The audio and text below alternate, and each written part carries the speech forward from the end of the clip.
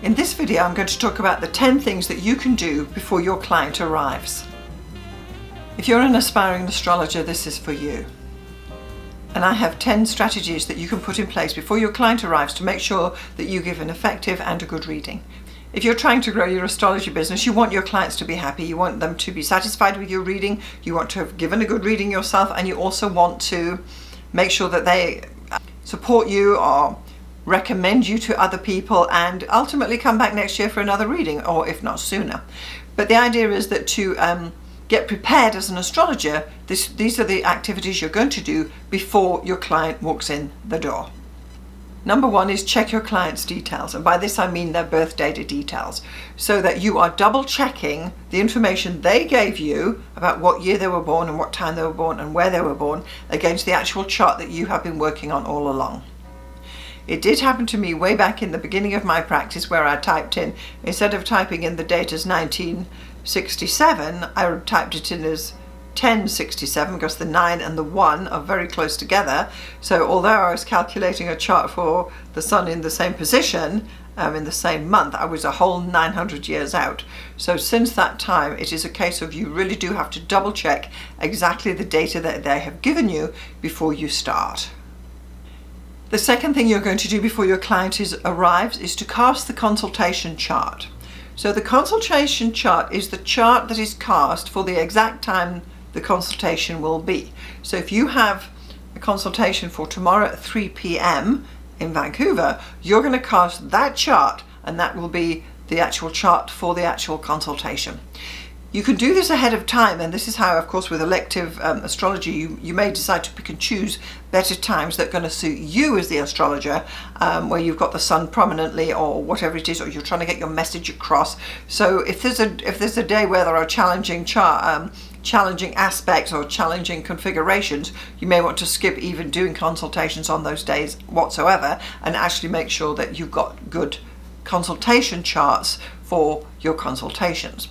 Now, if you have a consultation chart that's got an element that goes against your main element in your own chart that's going to conflict with you, you would be better off waiting for that ascendant to have risen, so you've got the next element coming up. So if you're an active person, you might want to wait for an active sign to be on the ascendant. It will help you get your message across. And if you are a passive, predominantly a passive person, you will want a passive sign rising on the ascendant. So this could just be simply saying, instead of 10 a.m., where I'll meet you at 10:20, and that's when the consultation chart would be cast for. Because as astrologers, you want to make sure that the time you're giving to your client is a good time to start with. The third thing you're going to want to check is your sun's synastry. That means, how does your natal sun fit in your client's chart? Whereabouts is your sun entering their natal chart? And that will generally show how they are going to receive you and accept what you are offering. It's particularly if this is someone you've never met before, you're meeting them for the first time at this consultation, you don't know the first thing about them, apart from what's in that chart. But they will have preconceived ideas about what astrology is or is not, and when you look at where your sun is in their chart, you can see how you can affect them. For instance, if your sun appears in their 9th house, they will see you as a visionary, a guide, and a guru. Or if your sun appears in their 6th house, they may see you as someone they can check back with on a daily basis for guidance or something like that. If your sun arrives in their 3rd house, they may see you as a teacher, which is often the case if you have students, and situations like that. So you have to analyze how your sun enters their chart and how they are going to receive you. The fourth thing you're going to do before your client arrives is get rid of your dog. And I don't mean get rid of it gone. What I mean is, if you have a dog at home, that's fine, but it cannot be in the consultation room. It cannot be jumping up on people as they arrive. Many people are even scared of dogs, and it's just unsuitable. So if you do have a dog, and I did for many years, I had a dog when I was running a practice, the dog would be in the kitchen, perfectly safe with a bowl of food and everything, and the client would not see the dog. If you're consulting at home, this is particularly a problem. I also had the situation one day where my client brought their very own dog with them, which was quite a challenge, and my dog was not keen on that at all. However, so your dog can't be there. And it really goes the same for cats as well. People don't like cats jumping up or being on them or anything like that. And the idea is that you are offering a professional consulting. You want to be perceived as such, and particularly if you're working from a home office, you need to make sure that your pets are out of sight and out of mind. I think the only actual pet that you could have is a fish in a sparkling bowl or something, or an aquarium that's spotless, and that would be fine. But really, your clients do not want to know about your animals. The fifth thing that you can do before your client arrives is let some fresh air in. If you are lucky enough to have your own space to do your consulting, an office, a home office or something like that, you need to open the windows, let some fresh air in. There's two reasons for this. One is that your house might just be a little bit stuffy and you don't even notice it because you're living there, and their fresh air will come through. And the second thing is that if you've had previous clients in your consulting room, they have maybe brought some negative energy with them and it's still lingering around. If I have clients like that, I always want to open the window, even on a cold day. Today it's -4 here in Vancouver, but you want to let the fresh air in, let the old energies out and freshen up your whole space. Make sure that it is welcoming, particularly if you're working in your own home. The sixth thing you're going to want to do before your client arrives is to prepare some refreshments. Now, you don't have to go all out, but typically what I do offer my clients, because you never know what their preferences are going to be, is I always have bottled water on hand, because people generally would like that, and it's ready to go on a tray on the sideboard. I also will prepare when they arrive either a tea or a coffee. I am a tea drinker myself, but I will be happy to prepare a normal tea or a coffee or a green tea for them before we sit down. I will offer that to them. I will go into the kitchen, prepare it, and bring it through. But you don't need to be getting more elaborate than that. Some people will bring their Starbucks, many do. People will bring their flasks. I've had women bring their lunch and sit here munching away as we're doing the consultation, and that's fine if they want to bring their food and drinks. But as the host, which is who you are, you have to offer refreshments to your clients. The seventh thing you're going to want to do before your client arrives is to decide where you are on recording the session. Some clients will come in and assume that you are going to record it and give them a copy of the recording. And maybe you do that. Maybe you're happy to do some recording with an MP3 or something clever like that. I used to do it. I no longer do it because technology is really not my strength. And I had one whole session where I forgot to press record and of course it had gone.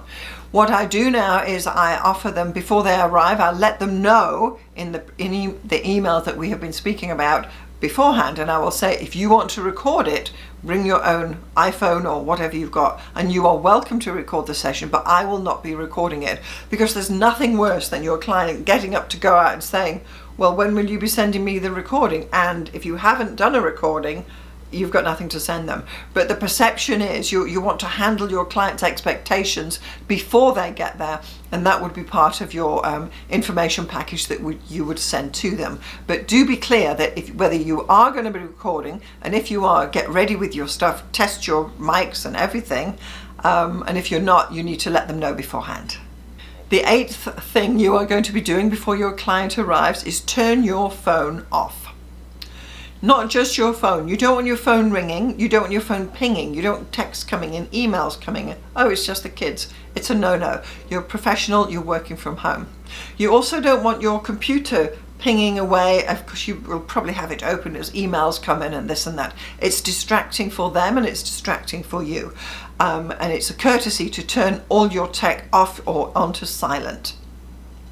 Now, if your client comes in and they are talking on the phone, or their phone rings and they answer the phone, that's entirely fine. They're most welcome to do so. But you do not need to be answering the phone or even letting it ring or even letting it ping away. It is distracting and it's taking away the valuable time that you're actually prepared to spend with your client. And that's, in a way, it's slightly disrespectful, and that's how I view it as well.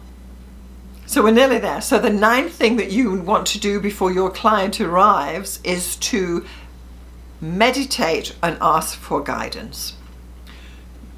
I have my rituals, you may have yours. Before I have a client come into my home, I want to spend a few moments clearing my mind, focusing on their chart, paying attention.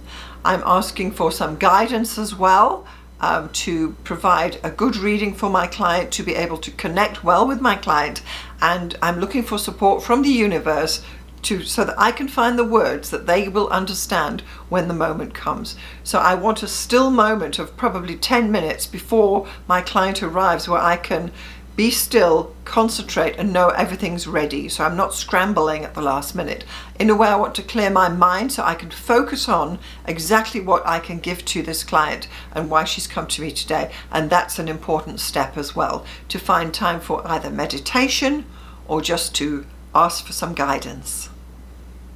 The 10th thing you want to do before your client arrives is to take a breath. And by this I mean, every time a new client arrives, or even an old client, but when you start off as new clients arrive, you may get agitated, you may feel that you need to blurt everything out in one go because you've got all of this astrology knowledge and the chart is screaming at you from the page and you want to tell them absolutely everything in their chart.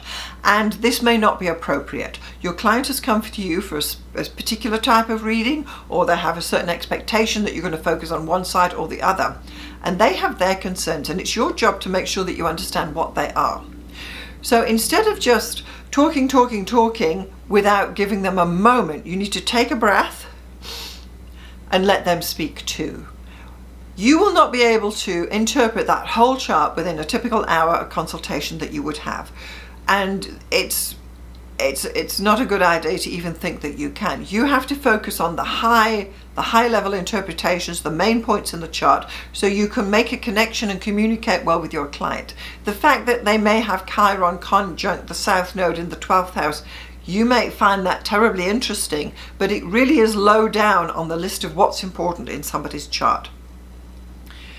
Those sort of, I want to say less important details can be discussed in their second, third, or fourth consultation, but it's not appropriate to just blurt the whole chart out and work your way through and say, well, I've got to tell you about Neptune, I've got to tell you about Pluto, and all go through it like a cookbook to your client. They're not going to benefit from that. You are just then expressing your views on astrology to them, which is all well and good, but save it for another day. The point is, take a breath, give some stillness, and leave a space where your client could formulate a question and put it to you. Maybe they're not understanding what you're talking about. Maybe they want to talk about some tragedy that happened recently, and maybe they just need some space to be able to get a word in edgeways if you are talking a lot, as one does. So the idea is to take a breath, and that will benefit you at the beginning of your consultation, in the middle, and towards the end. You need to have time and space for open communication to come between you and your client.